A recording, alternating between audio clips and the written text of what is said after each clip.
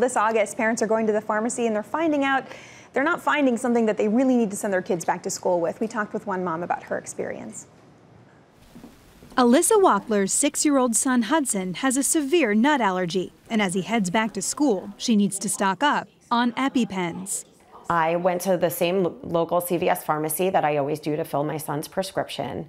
And this year I was told that the EpiPen generic, which is what my insurance covers, was out of stock. Wackler is not alone. Manufacturing disruptions for the life-saving allergy drug have resulted in pharmacies around the country running low on supply. In my busy pediatric clinic, we have noticed that there are a number of patients, for example, calling in, wondering where they can procure their EpiPens. In calls to 24 pharmacies from Boston to San Francisco, CNBC was told almost every single one had no EpiPens or just a few in stock. Mylan, which sells the EpiPen, says it's exploring options with its manufacturing partner, Pfizer, to stabilize supply.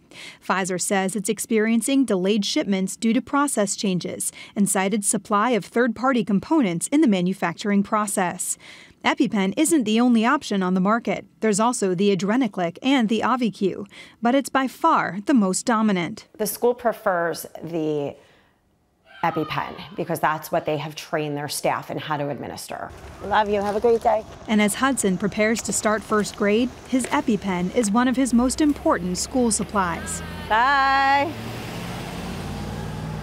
And guys, we just did get some news late yesterday that the FDA has approved a new generic, the first real generic competitor to the EpiPen. That's what people have kind of been waiting for, too. That's right. The expectation that perhaps Teva, which makes this generic form, could price it a lot lower.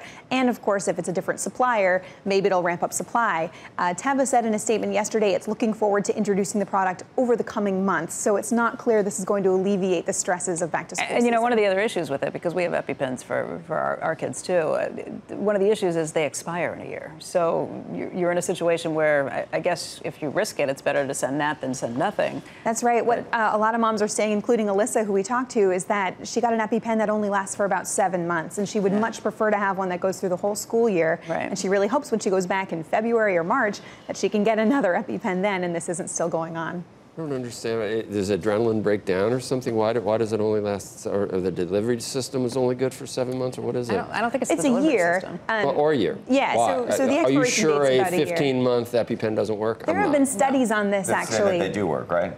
Yes, but there's variability after that year. And so Mylan is actually working on a longer lasting version. So Mylan, I remember when we used to do the stories, they were making so much money. The margin on it was crazy. On these things. So are they making no money anymore? And are you sure there's no feet dragging because they're not as because they don't have as much flexibility psyched to make it anymore?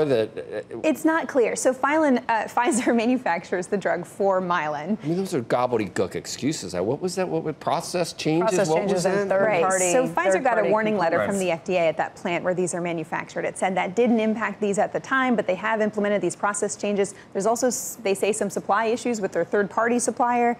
How profitable will Teva be on this generic? Meaning, I assume that what really happens is they look at the Mylan price, they knock it down by 20%, and they say, here we are. They don't, or even more. When you asked me yesterday, I was like, maybe it'll be more than 20%. Yeah, how far down do you think it'll be?